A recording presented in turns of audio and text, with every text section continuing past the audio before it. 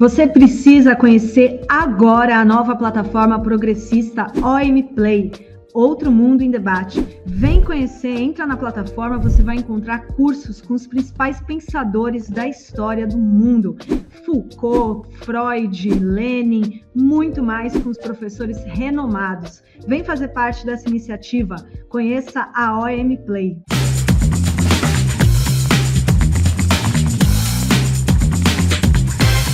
Seja bem-vindo à Revista Fórum, eu sou Carlito Neto, historiador e cientista político, e hoje eu estou aqui para analisar com vocês a aprovação do PL antifacção ontem na Câmara dos Deputados, que passou pela sexta alteração de texto, pelo sexto texto produzido pelo Guilherme Derrite, secretário de Segurança do Estado de São Paulo, afastado, que voltou a ser deputado basicamente para pegar o governo, que o projeto que o governo federal apresentou, para poder desenvolver um projeto de lei contra as facções criminosas e simplesmente reverteu isso em defesa das facções criminosas. Prejudica o trabalho da Polícia Federal, facilita a vida dos criminosos, impede que a Receita Federal possa apreender bens ligados a bandidos e, na verdade, coloca em prática tudo aquilo que a gente tem entendido que essas figuras ligadas ao Republicanos, PP, União Brasil têm feito há muito tempo. Para quem talvez não tenha entendido a estranheza da indicação do Guilherme Derrite para ocupar a relatoria ali nesse projeto, que é um projeto do governo federal, né, que foi apresentado e que o Guilherme Derrite fez questão de desconfigurar completamente o projeto. Só para que vocês tenham noção,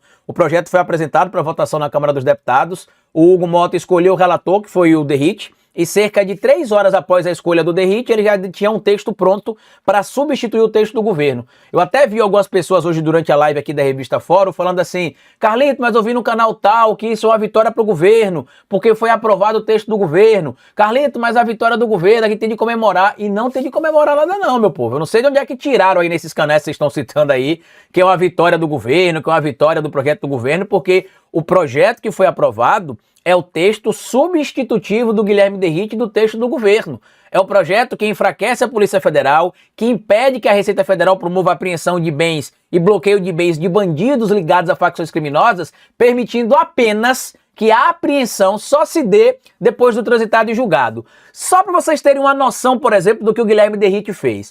Não tem essa operação agora ali que descobriu a operação sem desconto, que descobriu os esquemas ali descontando dinheiro de aposentado e pensionista no INSS, através de associações criadas ali basicamente para produzir golpe contra aposentado?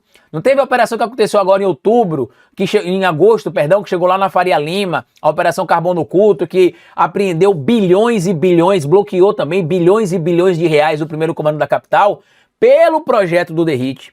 Os valores bloqueados e apreendidos na Operação Carbono Oculto, que pegou ali o grande centro financeiro do Brasil, onde mobilizava ali as movimentações do primeiro comando da capital, e a Operação Sem Desconto, esses recursos não poderiam ser apreendidos. Como assim, Carlito? Só poderiam ser apreendidos depois do transitado em julgado. O que isto quer dizer? Que durante esse período, os donos desse patrimônio, que era patrimônio conquistado com golpe, poderia dissolver o patrimônio, né, vender o patrimônio, trocar o patrimônio, se desfazer do patrimônio e prejudicar o Estado de certo modo. E aí, como eu disse, muita gente estava falando aí no chat hoje lá do Fórum 11:30 que o texto estava de parabéns, que foi o texto do governo, que era uma vitória. Não é vitória. A prova que não é vitória é que se vocês pegaram ali a votação, vocês vão ver que se tiveram ali 370 votos favoráveis à aprovação do texto, contra 110 votos contrários ao texto. Ou seja, se a gente pegar o gráfico que eu já mostrei aqui algumas vezes, né, de correlação de forças na Câmara dos Deputados, na Câmara dos Deputados a direita tem 386 deputados e a esquerda tem 127. Quando a gente pega esse projeto e vê que se teve 370 votos para aprovar um projeto que vai ajudar o crime organizado, que vai dificultar o trabalho da Polícia Federal e que vai quase que impedir que bens obtidos ali através de caminhos ilícitos por essas organizações criminosas, por facções criminosas e por bandidos que operam dentro do crime no Brasil sejam apreendidos, você começa a entender claramente o tamanho da força da direita e os objetivos. O próprio caso agora envolvendo o Banco Master e vários políticos ali ligados ao Centrão, inclusive já se sabe que o padrinho de alguns negócios que aconteceram entre o BRB, que é o Banco Estatal do Distrito Federal, com o Banco Master, tiveram como padrinhos ali desse negócio o Ciro Nogueira, né, que a gente brinca aqui, o Ciro Nogueira do PP, e o Antônio Rueda do União Brasil. estranhamente ou não, figuras que têm aparecido no noticiário policial com frequência nos últimos meses, porque teriam relações, no mínimo, estranhas ali com pessoas que eram conectadas com o crime organizado, especificamente com facções criminosas, mais especificamente ainda com o primeiro comando da capital. Tanto que em análises que eu fiz aqui recentemente na revista Fórum, eu até brinquei, né, que essas figuras, o Rueda, o Ciro Nogueira e outros representantes de partidos no Brasil, eles poderiam fazer parte do que eu tenho chamado de primeiro comando do Congresso, que é o PCC também, né? Mas seria o primeiro comando do Congresso. Seria uma frente ligada a parlamentares ou donos de partidos que basicamente estão dentro do Congresso Nacional para poder atender aos interesses próprios ou, em tese, de facções criminosas ou de indivíduos ligados ao crime organizado. E aí, quando a gente olha para a votação, a gente vê o seguinte, para vocês verem que não foi o texto que o governo apresentou que foi votado. Dos 67 deputados do PT, 2 se ausentaram e 65 votaram contra. Ninguém votou a favor do Partido dos Trabalhadores desse projeto. Por que será, Carlito, que ninguém votou a favor? Ninguém do PSOL votou a favor, tá? No PCdoB teve um voto a favor, mas a maioria votou contra. No PSB também a maioria votou contra, porque não é o projeto do governo. Quem votou massivamente favorável, Carlito? O PL, que a gente até brinca, né? Poderia chamar supostamente de Partido dos Ladrões. Porque olha as falcatruas acontecendo aí do governo do Bolsonaro envolvendo INSS, olha essa situação do Ibanez Rocha, do BRB, do Banco Master no Distrito Federal. Então a gente precisa se organizar para que em 2026 a gente amplie as bancadas na Câmara dos Deputados e no Senado Federal. A gente sabe que hoje a extrema-direita tem aproximadamente ali uma quantidade de mais de 200 cadeiras na Câmara dos Deputados, ou pelo menos próximo de 200 cadeiras. No Senado, a extrema-direita, a bolsonarista mais radical, tem entre 25 e 27 cadeiras, mas a bolsonarista e a bolsonarista que come de garfo e faca, né, que é aquela que não se diz bolsonarista, mas que sempre vota com o bolsonarismo, ela tem ali em torno de 38 cadeiras.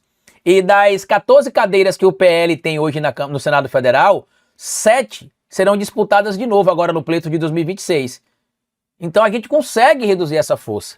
Por quê? Porque só dos parlamentares do Senado, que a gente chama de parlamentar bolsonarista, porque eles são ligados à extrema-direita, a mais radicalizada, a gente tem ali 12 cadeiras do Senado que vão para a disputa. Então, das 54 cadeiras, 12 são de candidatos que disputarão a reeleição no campo da extrema-direita. E isso já derruba ali aproximadamente o número de parlamentares de extrema-direita de 25, 27 para aproximadamente 15, 12 senadores do campo da extrema-direita.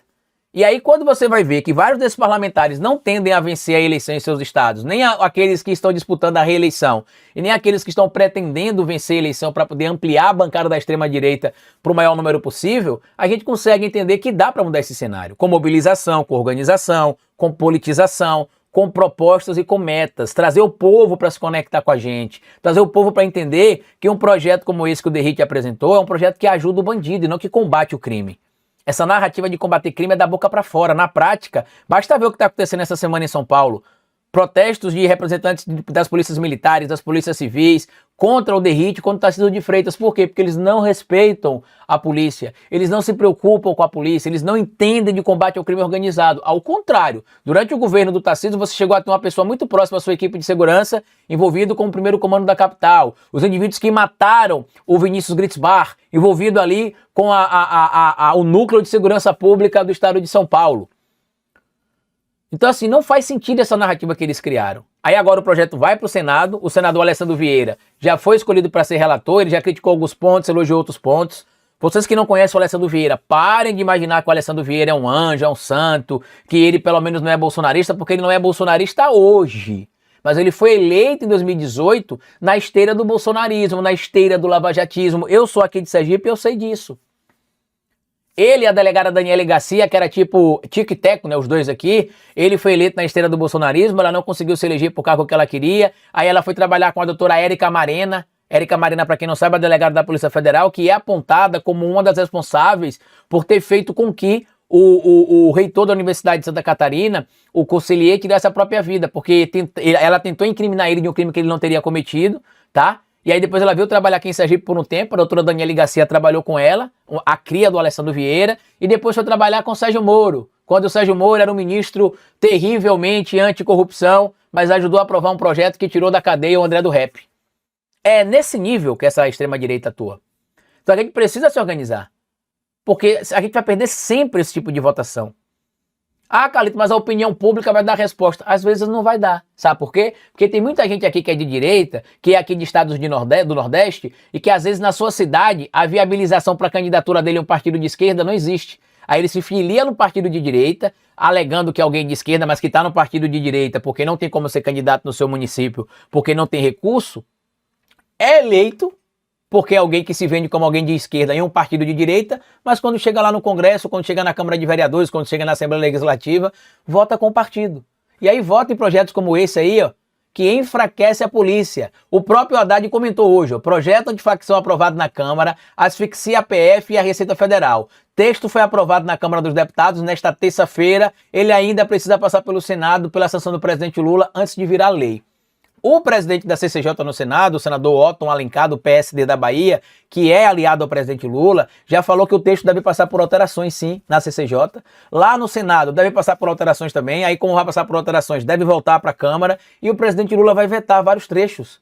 Porque aqui, ao invés de a gente ter uma atuação que ajude a fortalecer a polícia no combate ao crime organizado, faz o oposto, enfraquece a polícia e dá outras alternativas para que o crime organizado consiga ter uma vida mais longa do que tem tido, infelizmente, nos últimos anos do nosso país, e em específico em 2 cidades ou 2 estados, né? Você falar 2 estados, para ser bem específico, né? Muito especificamente no estado de São Paulo e no estado do Rio de Janeiro, onde reinam ali o primeiro comando da capital e o comando vermelho. Ah, só tem facção lá? Não, tem outros lugares, mas a maioria partiu de lá para outros lugares e os 2 grandes centros são lá, Rio de Janeiro e São Paulo. Gostem os governadores de ir lá ou não, essa é a realidade. E o que o Derrick fez, basicamente, foi abrir as portas ainda mais do crime para quem quiser entrar e cometer crime sem ser punido. Afinal, por qual motivo, se não a autoproteção, você teria um parlamentar tentando enfraquecer a Polícia Federal? A operação que aconteceu no Banco Master e as ligações que o dono do banco teria com governadores de estados bolsonaristas, com senadores, com donos de partidos bolsonaristas, acho que diz muito mais do que meramente a gente fazer qualquer tipo de análise aqui, tá certo? Deixa aqui o seu comentário, compartilhe esse vídeo, se inscreva no canal da Revista Fórum se você ainda não for inscrito. Bom feriado para vocês e até a sexta-feira quando a gente está de volta aqui fazendo as análises do Carlito Neto na Fórum. Tchau!